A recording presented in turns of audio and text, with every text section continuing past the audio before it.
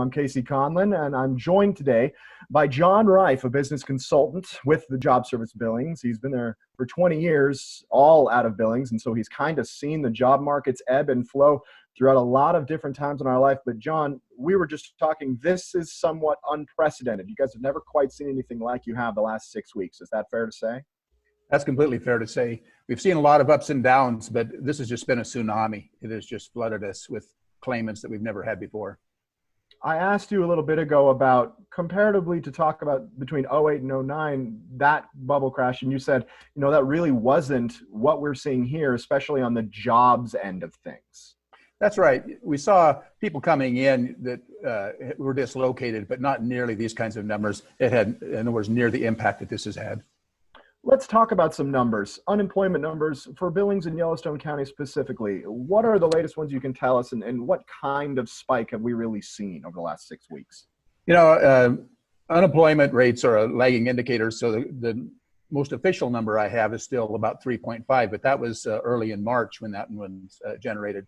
What we've seen is that normally at this time of year, we'd have about 11,000 claimants. Instead, we've got about 66,000. In Yellowstone County, we've got about 10,000 people who have filed claims, and that's just a huge portion of the workforce.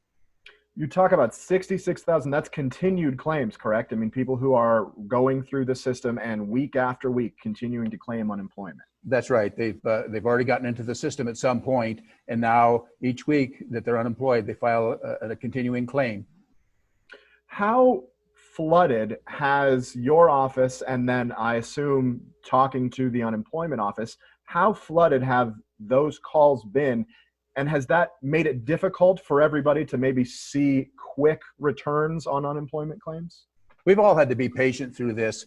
They asked us, all the job service offices, to step in and do the triage to try to take the first calls, find out if we could help them or if we need to refer them to unemployment insurance. We've done the best we can with the resources we have, but it's been trying and difficult for us and for the callers. If you had to put a number on it, you say with the resources you have, to handle the call volume that you've received, I mean, would you need to double the amount of people who are working there to really effectively be able to get to everybody in a quick manner? Unemployment, the insurance part of the Department of Labor, put on 25 new people 3 weeks ago, and they've been putting them through training. Those people came online today. And so the additional 25 people answering the phone, and these people can really help you. They're not doing triage like we are. They can actually look at your claim, help you, and get you going again. So we're hoping that we went past the worst of it now. That's a really important number, I assume, for you guys to not only have those 25 extra people, but for them to be done with training and now officially be able to kind of help everybody's call load. That's right. They came online this morning, and that should make a huge difference in being able to get through to the main number. Excellent. Let's talk specifically about Billings and Yellowstone County. Do you have any comparative between them and the rest of Montana? As far as, the thing about this is that it's, in times past, we had regional downturns, like maybe if the coal companies were laying off, it would affect southeastern Montana. This is everywhere. You can't get away from it. And I think that's the big thing, is that it doesn't matter where you go, you're not going to escape this. Right. As the state begins to reopen, we saw businesses last week. Today, we see restaurants, bars, and casinos. As they begin to reopen, how has that been affecting what kind of volume that you guys see, not only coming into your office, but is there a job listing database growing? Are more people hiring? What kind of effects are we seeing because of the reopenings?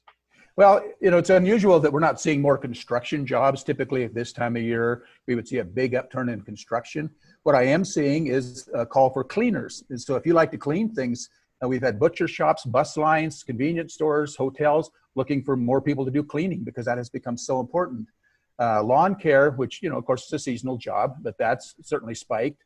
And then you have your steady stream of school and government jobs that are always there. So I guess it's really the one thing that I've noticed is the absence of construction jobs. We're just not seeing that big demand for construction workers that I would normally expect this time of year.